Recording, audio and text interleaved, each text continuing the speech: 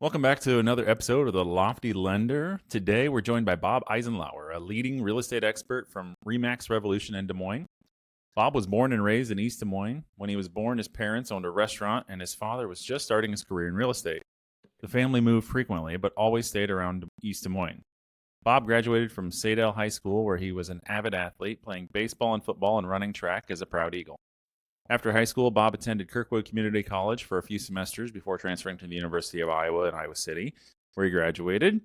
During his senior year at Iowa, he landed his first sales job at Trade Home Shoes, where he worked for 18 months. He then transitioned to a sales position at Pitney Bowes in Des Moines selling mailing equipment. In 2003, Bob obtained his real estate license and began selling homes full-time by 2004. He has been with REMAX throughout his entire real estate career. Bob married his soulmate in 2016 and welcomed his first child, a daughter, in 2017, followed by the birth of his son in 2020. A few years ago, Bob and his family sold their home in Pleasant Hill and built a new home in Altoona, where they currently reside. Welcome to the show, Bob. Thank you. 45 years summed up in 90 seconds, Kyle. Good job. All right, man. So you kind of talked about it a little bit right there with your bio about getting into real estate back in 2003, getting your license. What led you to get your license in the first place? Yeah, good question. So the job I had gotten right out of college was a outside sales job. I had 6 different counties in western Iowa that I covered, and I liked that. But within a year or so, I got to a point where the next move was up managing, a crew of 10 or 15 other salespeople, and I was 22 at the time, and most of my colleagues were in their 30s, 40s, maybe 50s, and I just didn't feel comfortable doing that. And my dad had been a realtor for 20 plus years at that point, so I thought maybe I'd want to be an appraiser, actually. I thought that always sounded kind of fun, being an appraiser. And then I thought maybe I'd want to be an inspector. And my dad said, just get your real estate license. And then you can get a look at how all these industries work. And, every time a home sells, you have about a dozen different industries set into motion. So get your license and sell houses for a while. And if you like that, great. If not, maybe pick one of the other industries involved with real estate. So started studying in 2003 for my license, got that at the end of 2003, and hung my license with REMAX Real Estate Group at the time in 2004. And that broker, Don Godwin, he ended up selling REMAX Real Estate Group to our current broker. So now we're REMAX Revolution. So I've been with 2 different brokerages, but I've been with REMAX my whole career. Awesome. Do you remember your first sale? Yeah, I do actually. Man, my first 2 weeks in the business, good question. Um, I sat at 2 different open houses my first 2 weeks, and yeah, my first sale, I was just sitting in an open house for 3 hours, and 2 hours into it, somebody came in, loved it, said they wanted to buy it. I was so new, I hardly even knew what to do from that point. So I'm calling my dad saying, Dad, somebody wants to buy this, which that does not happen too often. Somebody coming into an open house and wanting to buy a house on the spot. So yeah, that was my first sale, sitting in an open house. I remember, doing the calculations in my head of what I was going to make. And then it happened again the next Sunday. So it was kind of a freak thing to have that happen twice in the first couple of weeks. And I thought, man, this is the easiest job in the world. Why didn't I get into this sooner? I'm just stockpiled $4,000 or $5,000, in pending sales, and I worked about 4 hours, 5 hours. So, yeah, that was it. That's awesome. So do you still do you still keep in contact with those people? They Yeah, still selling yeah, it's houses? funny. The guy that bought that house, he owns a pool company in the Des Moines area, and we have a pool at our house. So I just called him about a month ago with some pool questions, and we were reminiscing about that house he bought in Sheridan Park in the northeast side of Des Moines 20 years ago. Did you ask him like, "Hey, did you know that I was really, really green and had no idea what I was doing?" Yeah, we had talked about that after. It was pretty obvious. He bought that in spite of me. I just happened to be there. But yeah, he could tell. It was pretty obvious. Not only was I 23 at the time, but I looked like I was about 16, and yeah, I think I didn't come off very experienced. But luckily at the time, like I said, I had my dad working with me who had 20 years of experience, so he helped me out quite a bit with it. So that kind of leads me to my next question, which is, what's the most rewarding aspect of being in real estate? Good question. I'd say, you know, just even 20 years into this, it's so satisfying when you help somebody find that house that's just perfect for their family, and you see that a lot, especially with first time home buyers, um, or people that for one reason or another didn't think that buying a house was in the cards, and then they find out, oh yeah, I can get approved. Owning a home is a possibility, and I can actually get something that I've always wanted, never thought I could get. And then you get to, you look at 10, 20 homes and negotiate a deal, and 40 days later you close on it, and you get to know these people pretty well and get pretty close to them and their family, and they get to know you. So yeah, that's to me the most rewarding part about the business is just listening to somebody up front, telling you what their goals are, and then helping them get there as painless as possible, and hopefully have fun doing it. So then, what do you find the biggest challenge to be throughout that process? Well, the last 2020 through 23, when we have a market like that, the most challenging thing is just getting a buyer under contract. You feel so bad for buyers in markets like that because, you again, I've been doing this for 20 years, and traditionally you find a house you like and you make an offer and you work out a deal, and you got some time to think about it. Maybe you look at the home two or three times and make an offer, and you negotiate for a day or two and land the deal. Where there's been a couple years here recently where you got to be in the house within hours of it being listed. Yeah, you've got about an hour to think about it, and then you have to make an offer, and odds are you're probably swinging and missing once or twice before you actually get that house because it's such a feeding frenzy out there. So that's, recently that's been the most painful part of the business is just, again, seeing people get their hopes up. And we do everything we can to set them up to get that house. But there's a lot of times where a house is listed for 270 and maybe it's worth 265 or 270, and your people are going above list price, but somebody's paying 290 or 300 for it. And you want to see them get the house, but you don't want to see them overpay by 10 or 15% on that Yep. house. So you've kind of told me in previous conversations that you've got a team set up of everybody working around you. You explained being on vacation, and without your team, you wouldn't be able to get caught up like you did. Yeah. So give us a little background on how your team is set up, but Yeah. also on top of that, I want to know who was your first hire or what position, and if you had to do it all over again and start from scratch, would you still hire that same position to start, or would you have grown a different way? Yeah. Good question. So, right now, about everywhere you turn in the real estate industry, you see a team, right? It's the Anderson team or the Smith team or the Eisenlauer team. So that's pretty common. My dad, Bill Eisenlauer, was, I think, a pioneer, at least in our local market. This would have been late 90s, 99, 2000, right around there. He started the Eisenhower team and started branding that, and there wasn't any other teams as far as I knew, or teams branding themselves that way. So I was part of this team at the time of we had a listing coordinator, we had a transaction coordinator, we had a couple other agents working for us. So the first person my dad hired, or the Eisenhower team hired, was a young woman named Anya Hageman. It was Anya Molinex at the time. A lot of people in the industry will know that name, but yeah, Anya is one of the best in the business. She worked with us for 10 years. We were fortunate to have her that long. Yeah, and I'd hire her all day, every day, and twice on Sundays, they say, if I had a chance. But so yeah, over that first 10, 15 years of me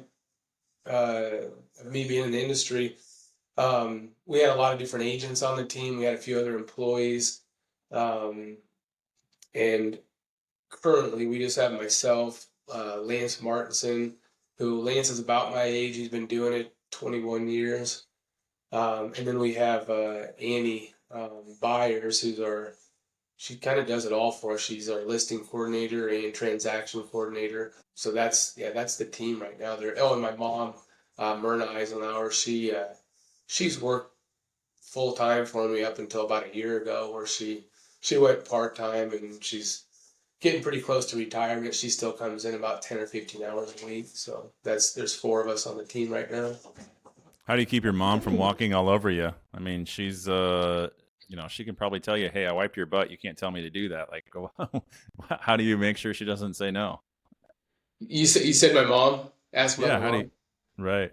Yeah, that's it's always been an interesting dynamic working with my mom and dad the last 20 years. Um, yeah, it's been good though. Yeah, with my mom and I have been, when we're in the office or with clients, I'm actually not calling them mom and dad. It's usually Myrna and Bill. So it's all it just naturally, we've kind of have our business hats on when we're working, and then outside of that, it's mom and dad, and we kind of shift gears a little bit. So, but yeah, she rarely puts me in my place, but yeah, her nickname when I started was the final word. So Myrna, the final word, Eisenhower. So yeah, she laid her foot down, put her foot down a few times on all of us. That's hilarious. So it sounds like you've got a pretty good team structure set up. If you were to unload something on your plate today, maybe it's something you feel like, hey, I can't really get rid of this, but it's just not something that I really want to be doing, or it's the thing that takes up the most time. What's that one thing that's on your plate today that takes up the most time, or it's just the biggest nuisance for you? Good question. I would say inspection negotiations can be such a pain in the butt. If you're in the industry, if you're a realtor or a lender, appraiser, I'm sure you know what I'm talking about. If you're not, what I'm talking about is if you're a buyer, you make your offer. It's typically subject to an inspection, and there's some work up front, just negotiating the terms up front of the deal, and then there's that feeling of excitement and relief once you get the offer accepted. But that's relatively easy compared to the next step a lot of times. So the buyer will, we encourage them anyway to hire an inspector. We have a couple preferred inspectors that we recommend if they don't have one, but they'll do their inspection and usually get a 30-page or 40-page report from the inspector, and then the fun starts. So you're negotiating retaining wall that needs to be rebuilt, or a hole in the roof, or radon mitigation, or any number of things. And it's good. The buyer, it's good protection for the buyer for sure.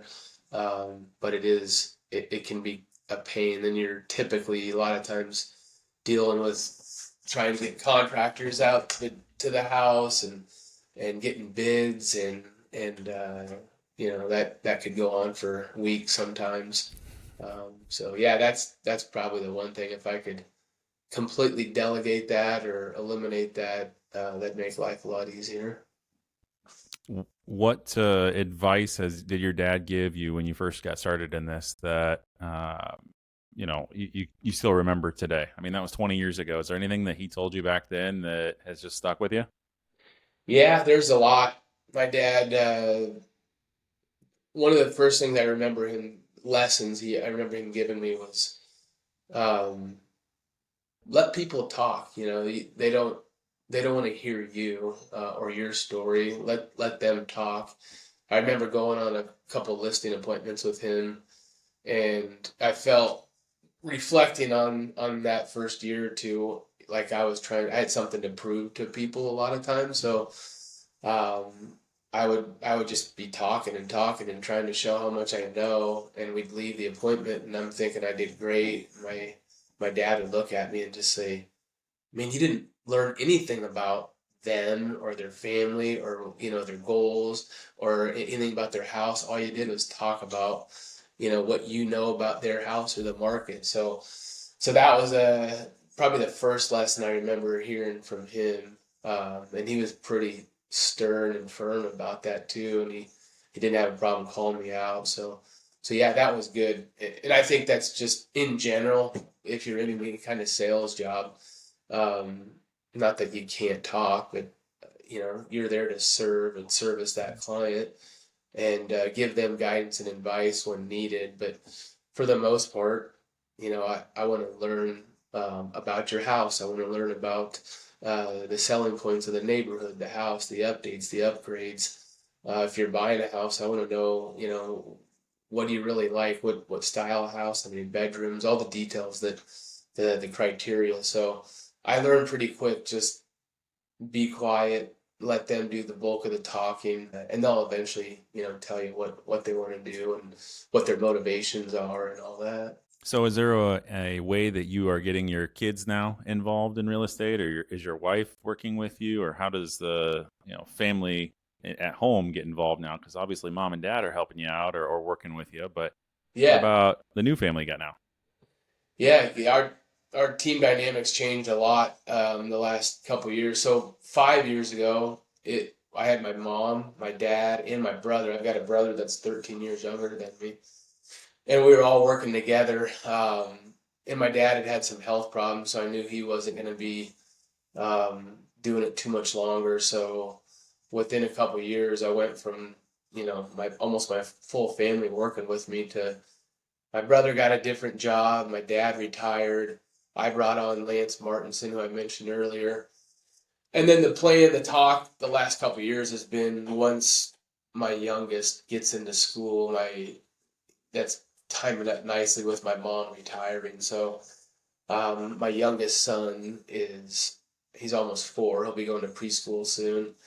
And so my wife she'll come in and fill the role that my mom had on the team. So yeah, my wife Tara, here in about a month and a half or so, she'll be coming in, starting to work, probably 20, 25 hours a week with us, doing that. And then a lot of the ads and social media stuff, you'll see my kids' faces, or maybe me doing stuff with the kids once in a while. If it's somebody I know really well or a friend, I'll take my kids with me, especially my son. He ends up coming with me to a lot of appointments if it's kind of a lax deal or not, somebody I'm meeting for the first time. If it's a longtime client or a friend, then he'll come with me and we'll have a good time together.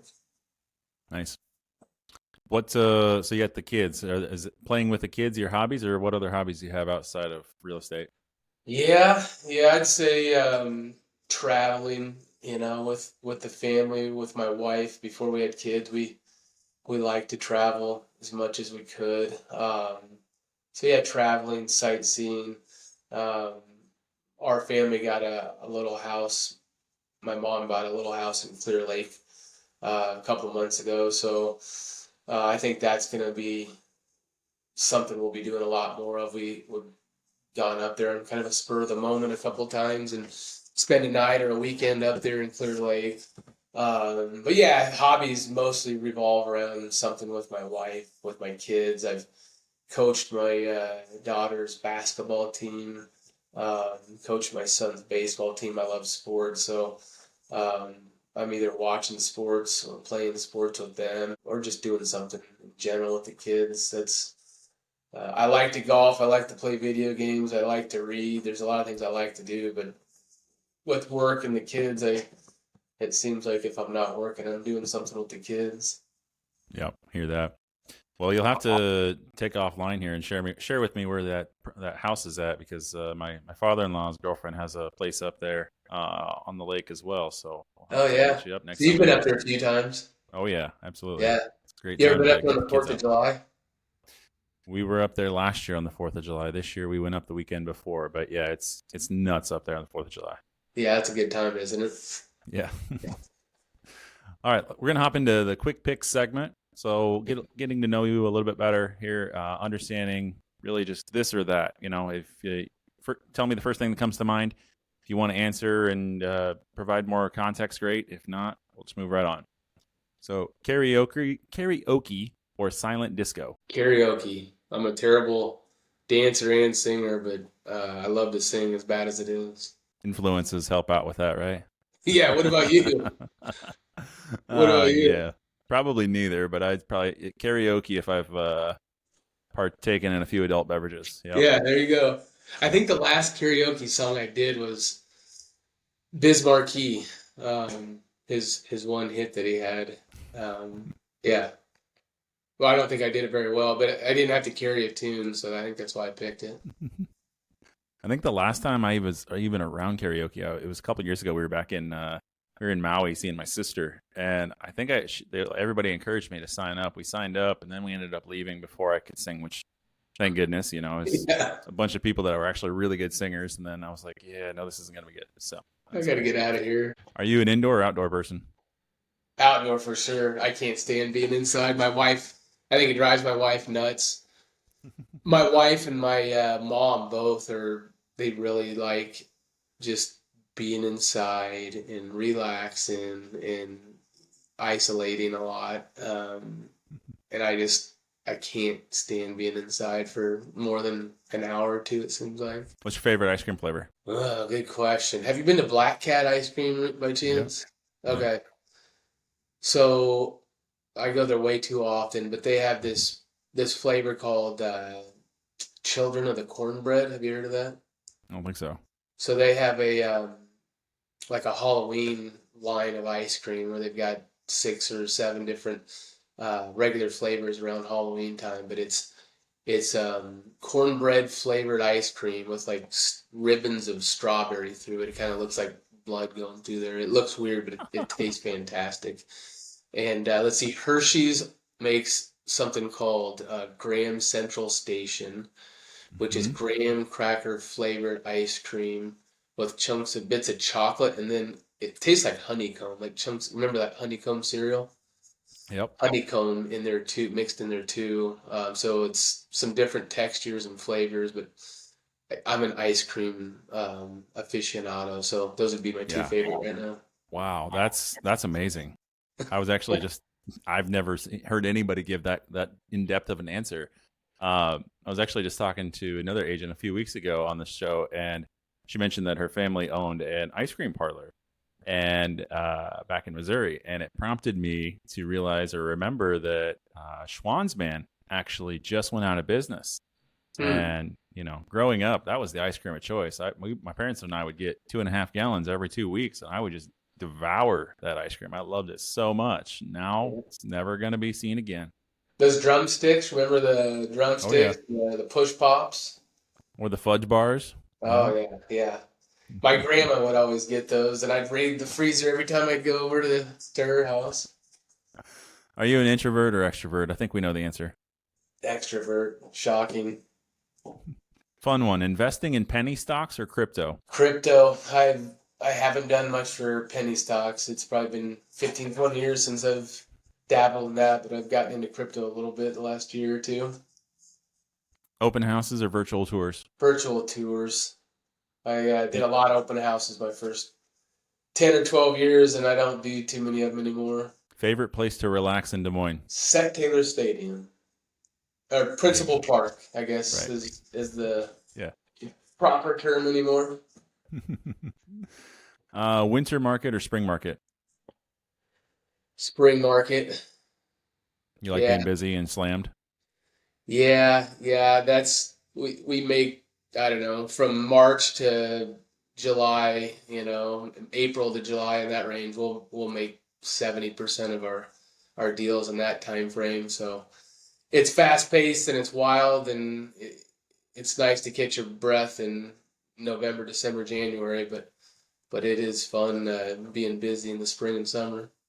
So your office is right over there by the state fair. So you're like the state fair people, right? Like you make all your money during that 1 week of the year, and Yeah. then Yeah, not there's working it. A Hy-Vee about 2 blocks from our office, and I know a few of the managers there, and yeah, they talk about they'll make 50-60% of their gross income. It seems like that month of Wow, August, just during the fair. So they're ramping up right now. that's crazy.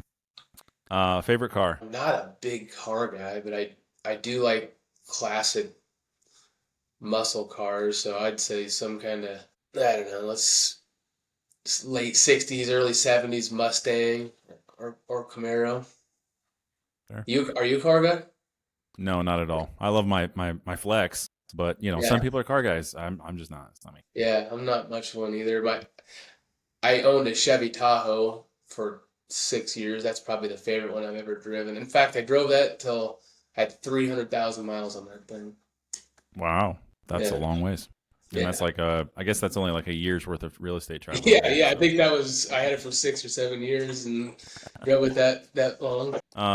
real estate apps or traditional methods?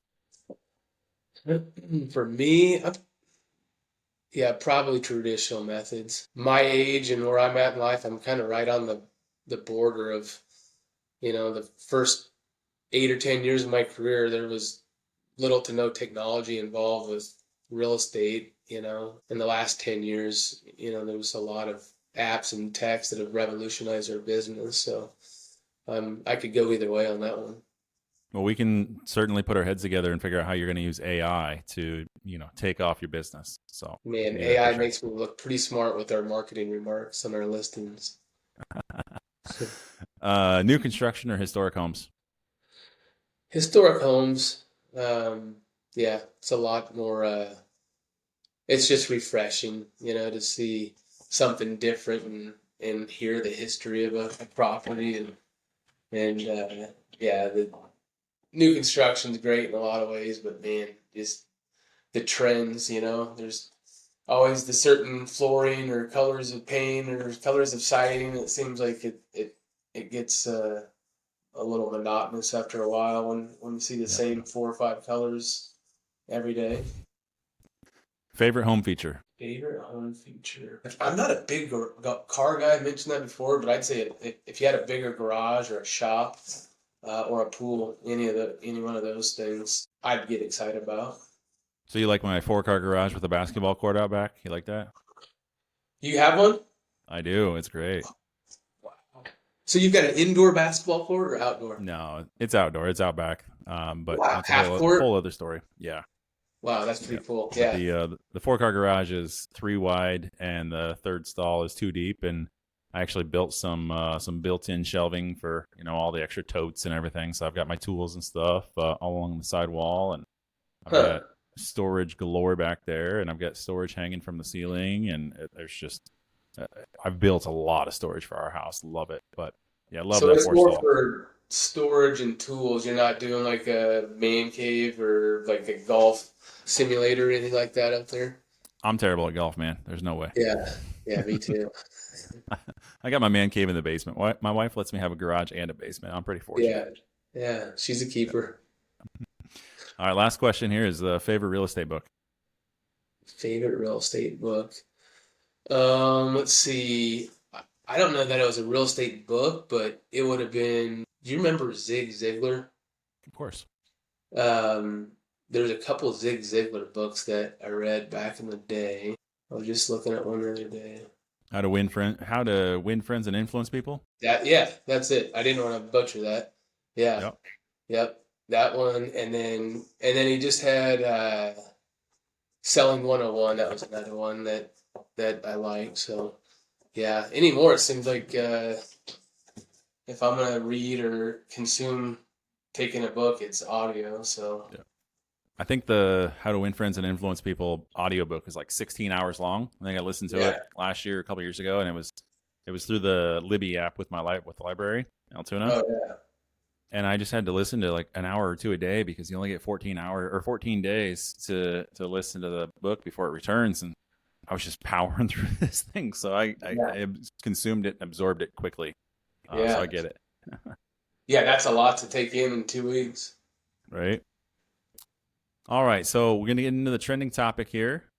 So the real estate market in Des Moines has seen some interesting extremes this year. Can you tell us about the highest price sales and the surge of $1 million homes on the market, as well as what we're seeing on the other end with the cheapest homes sold? What trends or details stand out to you at both of these price points? Yeah. I've always found this fascinating, and I think a lot of people I talk to do as well. The extremes, the $1 million homes, like you mentioned, and then the cheaper ones. When I got into business, even 10 years ago, maybe there'd be 10 or 15 million dollar sales in our Des Moines market a year. It was pretty rare, and you'd have hundreds of homes that you could pick from that were under 100,000. Um, right now, if you were looking for $1 million homes, you'd have considerably more inventory than if you're looking for homes under 100,000. But yeah, we're as we speak right now, we're what are we 7 months into 2024, and there's been 97 homes over $1 million that have sold, and there's 103 on the market as we speak. Yeah, those Wow. built multi-million, and that's just within a 30-mile radius of Des Moines.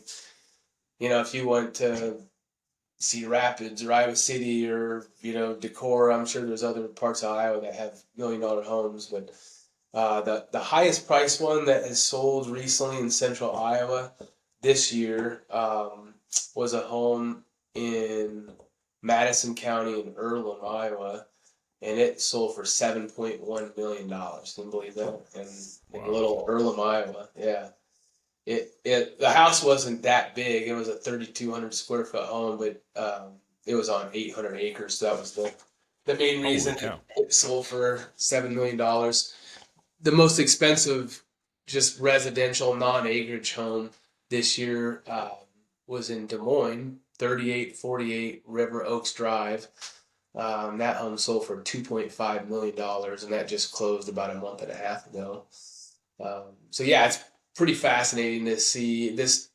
4 or 5 years ago, it seemed like you started noticing instead of once a month you'd hear about $1 million house. Now it's like about once a day you'll see a $1 million property pop on the market. Isn't that wild? That's crazy. Yeah, and then Where's all the money coming from, Bob? Where's the money at? well, Show me the money. yeah, exactly. Yeah, I suppose a lot of it's just inflation. $500,000 doesn't get you quite what it does. $1 million doesn't quite get you what it did 10 or 20 years ago.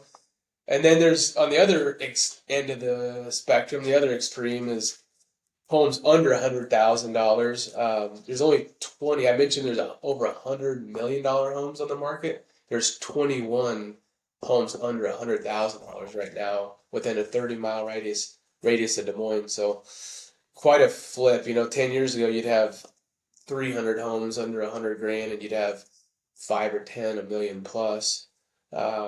Right now, the cheapest home that you can find in Iowa, excuse me, in central Iowa, that's a 30-mile radius around Des Moines. The cheapest home is on the northwest side of town for $76,000. That's the cheapest. It's a little 2 bedroom, 1 bath bungalow built 120 years ago. The cheapest sale this year in the Des Moines market was $20,000. So somebody bought a house a couple months ago, 2348 East 38th Street for $20,000. It was just a tiny little 500 square foot house with no basement, no garage, just needed gutted inside and out. But yeah, you can buy houses under $50,000 occasionally. Those are the investor flips, huh? Typically, yeah, yeah. Our rentals, our Des Moines, Central Iowa is just such a good market for rentals. So good chance somebody bought that and fixed it up and is probably renting it out for $1,000 a month or something right now. Oh, the other thing I was going to mention to you too, Kyle, townhomes. I'm amazed at the price of townhomes. At least locally, when you think of townhomes or condos, it's $150,000 apartment style condo or a $300,000 townhome, right? Um, there's actually a lot of $1 million townhomes, believe it or not, in central Iowa. Right now, there's a little development in West Des Moines, just north of Glen Oaks Country Club. They have it on the market right now for $3.3 million a townhome. Wow. Yeah, isn't that wild?